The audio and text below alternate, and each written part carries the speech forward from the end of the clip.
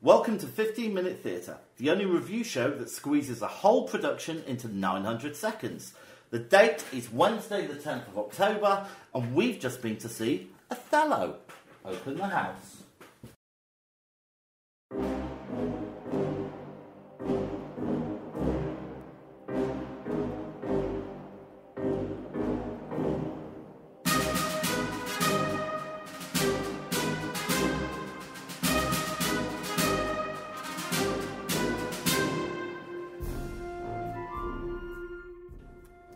Hello, Vicky. Hello, James. How are you? I'm verily well. Oh, verily, I'm verily pleased for you. I'm just looking at my dog trying to snaffle some chicken. He's a scamp, that one, isn't He's he? really doing it as well. Oh, he's a scamp. He is a real scamp. He's a basset hound, so he's a good length. So he's quite good for getting on top of counters, isn't he? He's hard work, Vicky, I'll tell you that for nothing. Oh, I can see. Anyway, we're not here to talk about dogs, we're here to talk about Othello. Othello, the famous Shakespearean play. That's the one. So, I'm going to give you a little bit of information about it. It was directed by Claire von Kampen. I'm sure that's absolutely correct. It was written by Mr. William Shakespeare. Oh, William Shakespeare. And notable actors, Mark Rylance. Bonjour. Andre Holland. Yes. He played Othello. Yes. Stephen Donnelly. He played Rodrigo. Not Stefan Dennis. I saw Stephen Dennis in Blood Brothers. Did you? Years ago. Oh, bless him. Stephen Donnelly, which I've just said. Yeah. Sheila Atim, who played Amelia. Yes. Catherine Bailey played Bianca. And it was at the Globe Theatre, and it was running until October the 13th. Yes. I did a voiceover with the Sheila Atim. Did you? The Sheila Atim? The Sheila Atim from this very performance. Ah, is she nice? She was very nice. Professional? Yes, so she was in Girl from the North Country. She did a very beautiful song, which I really loved. And so when I got her in, I knew it was her, and I was a bit like, oh, I really loved that song you did, and I was all like ashamed and embarrassed of myself because it's not very professional. But people like it. She was very sweet, very sweet. All right, so could you give us a bit of a synopsis, please, Vicky? Oh, so basically, I guess the protagonist would be Iago, who's the Mark Rylance character, who sort of has got it in for Othello, and Othello marries the daughter of some wealthy chap, and he's very successful, and Iago doesn't like him, so he basically sort of sets up this sort of trap to make him jealous, and is very mean to him. That's my really excellent synopsis. Oh, okay. So it was at the Globe, but I've never actually been to see anything at the Globe before. No, me neither. And I probably need to put a disclaimer out here. Unfortunately, I had to leave just before the interval. Yes. So I've only seen half of this production, so I'm going to be leaning quite heavily on you tonight for your review. Fine. I wasn't impressed. Why were you not impressed? I don't know. I think I was expecting a bit too much from Mark Rylance, and I wasn't sure about his performance. Yes. No, I know what you mean. There was one point where I felt like he'd forgotten his lines. And that was certainly intentional, because I know somebody else who's been to see it, and this is what he does in this production. Well, I can assure you that I hate to say this, but things really picked up in the second half. Okay. So the first half, I was a bit like, I'm not sure about it. But the second half was absolutely fantastic. Do you know Othello? No, I don't. I know certain Shakespeare plays quite well because of studying them, but this is one I didn't know at all. Well, I know it a bit, exactly like you do. Yeah. And I think I was expecting a bit of a darker tragedy, really. And the way it opened, it was quite light and fluffy and... Well, it does get really dark. Yeah. It becomes more and more, you see Othello being caught up in this horrible situation, and he becomes very jealous and angry, and it becomes more and more and more dark till it reaches a quite tragic climax. And Iago's horrible, isn't he? Oh, he's horrible, but everybody loves him, and everyone thinks he's honest. It's like this big joke. Everyone thinks he's honest, and he's completely dishonest. But yeah, it sort of unravels and it all goes horribly, horribly wrong. What I found difficult as well is the way the globe's set up. Yeah. You've got a lot of people standing. Yes. And we had quite a large school groups in there, lots of school groups and things like that. And nobody stood still. People were leaving, coming in, moving around. And I'm sure that's quite how it was back in the day. It's supposed to be based on Shakespeare's theatre, wasn't it? But I found myself watching the crowd a little bit more than I was watching the production sometimes. Yeah, I liked the way that they interacted with the crowd on stage. They did that quite a lot. What did you think about being able to hear it properly? Well, there's no microphones, are there? Mm-hmm. Well, we had a really good seats. So did you think it was clear? Because I've struggled to hear sometimes. Yeah, no, I thought it was fine. Okay. Sometimes if they were over the far side of the stage and they had their back to you, maybe it was a little bit difficult.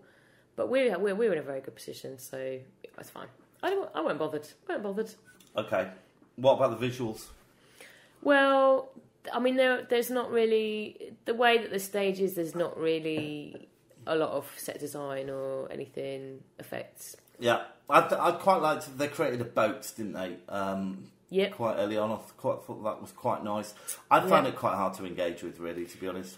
Yeah, but I have to say it got a lot better in the second half. Yeah.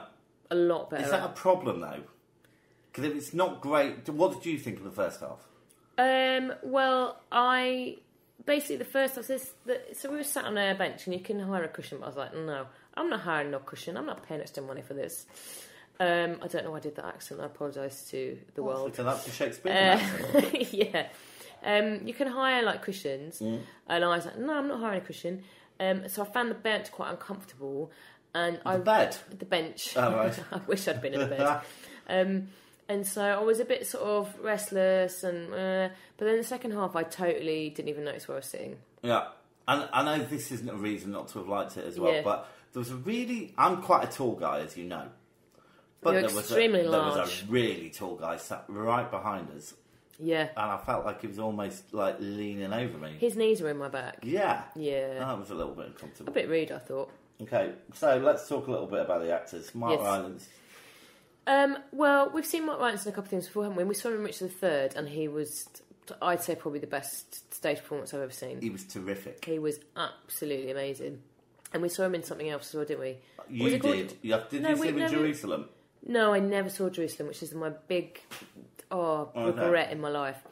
But no, we saw him in something. It was a nice fish, which he'd co-written with someone. Fish, big fish, nice small fish, nice fish. It was big fish, little fish, cardboard box. It was set in Alaska, wasn't it? Yeah, which wasn't great, but he was good. He was good. Yeah, he carried that. I think. But he got better. Yeah. In the second half, and there was something really at the end. There was so all the horrible tragedy, death and stuff happened. Yeah. And then the whole cast came on at the end and sort of did some bows and stuff. And then they did this sort of wonderful dance. And Mark Rylance looked so happy. You sort of like, even though all this bad stuff had happened, you left the theatre feeling like really warm and lovely. It was really nice. The thing with Rylance, I'm going to call him Rylance. Call him Rylance. Him as an actor. I mean, I call him Mark. He doesn't leave anything to chance, I think, when he's performing. So the stuttering, the pausing and all that kind of stuff was very intentional. I don't think he ever puts a foot wrong, really. No. And I think probably if I was able to stay, I would have got more engaged with his performance. Yeah, I mean, definitely. I mean, by the end of it, I was quite delighted with him. What was his stand-up moment? Oh, gosh, I can't think now. I actually can't think. Okay. I mean, I know we're not supposed to be in the magic. No, but we saw this a while ago and we haven't been able to record it. So I should have made some notes. I can't think. All right, well, I think that's probably fair enough. Okay, so we're going to take a little break and then we'll come back and score it, all right? For sure. I don't think we need to talk a lot more about audience antics, except there was a bit where one of the ushers came and told somebody off who was stood right next to the stage, and that he stood behind him for ages, and judging him. So and I think that it was very hard because that was pulling me in because it was like that's a drama that's happening. It's like, what did he do? Yeah, he was clearly a very bad man. Do I like the Globe as a performance space? I'm not sure. There's bits of it I really like. I really like everyone milling around in the courtyard. That's really nice. You sort of feel like you're part of something even when it's not happening. Yeah, no, I liked it. It's very atmospheric, but I prefer the Sam Wanamaker Playhouse because it's sort of small and cute and candlelit and lovely. But also controlled. And, you know, I like being shown how to feel a little bit with sound and light sometimes. And I think we should go and see something else there. I think so too, definitely. I'd like to see something in the daytime because we went in the evening as well, didn't we? Yeah. And the weather was very nice, actually, in its defence. We should go to a matinee. A matinee. Let's go to a matinee. Yeah. All right, so we're going to score it. Okay. All right, so performances. Okay, I'm going to go for an 8. Okay, I'm going to go for a 7. Okay. Staging and technical. Well, there isn't really much staging and technical, is there? So I'm going to go for like a 6. I'm going to go for a 5. Narrative, plot and music. Well, it's Shakespeare, isn't it? Yeah. It's Shakespeare. I'm going to go for a 9. Are you? Yeah. I'm going to go for a 6 because Well, you didn't see the second half. Yeah, exactly. All right. You missed all the I'll tell you death. what, I'm going to give it an 8 then because I have to be careful of my scoring here. And it is Shakespeare. Yeah. You mean, you're pretty much sure there's some good shit's going to go down. Yeah. Originality. Excuse my French. Originality. Well, the thing is, it's difficult, isn't it? Because it's a Shakespeare play, and how original can you be with a Shakespeare play in that setting? That's why I've given it a 5. So I'd go 6 again. Okay, and was it worth it? I'm going to go for an 8. I'm going to go for a 7. All right, so while I top the scores, do you want to tell everybody what we're going to see next? So what we're going to see next is a play called Wise Children at the Old Vic, which is directed by Emma Rice, who's directed a couple of things that we've seen that we've really enjoyed. So I'm very much looking forward to that one. I don't know why I keep putting that weird voice on. I like it. Okay. So, anyway, James, you done the scores yet? I've just done the scores. Oh, well done. Okay, so... How are your maths today? How is your maths? Is it a plural? I don't know. All right, it's not bad. The maths. Okay. And the score's not bad, really. Okay, it fine. gets a 50-minute theatre rating of 3.45.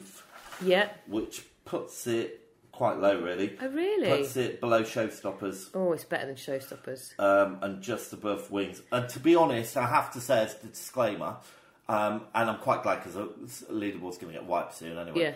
But because I didn't see it all, I shouldn't really be scoring it. I think so. I tell you what, I'll tell you what I'm going to do. I'm going to take my scores off. Okay. I'm just going to because I think you'd up it because the second half was much better and I was really engaged. You're the only one that's going to score, and it gets a 3.7. So it's there with Young Frankenstein. Oh my god, it was so much better than Young Frankenstein. It was good. I loved the second half. Okay, well there we go. Well, look, there's the theatre bell, Vicky. Oh, damn that theatre bell. Damn that bell. And I promise you that whatever happens, I'm going to see the whole of the next play. Well, I hope so. I hope so. If you like us, rate and review us.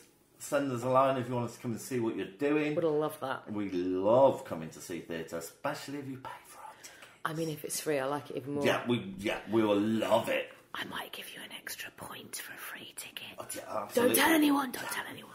And if it's a matinee, we'll be really excited. Yeah, but only if it's the weekend because we work on Wednesdays. Oh yeah, we do work quite hard. Yeah. Right. Okay. Bye. Bye.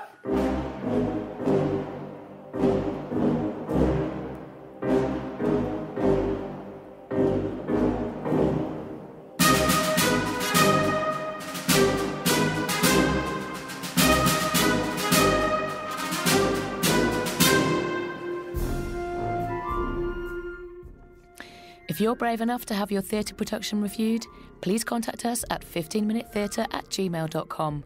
Find us on Twitter and please rate and review us on iTunes. Thanks for listening.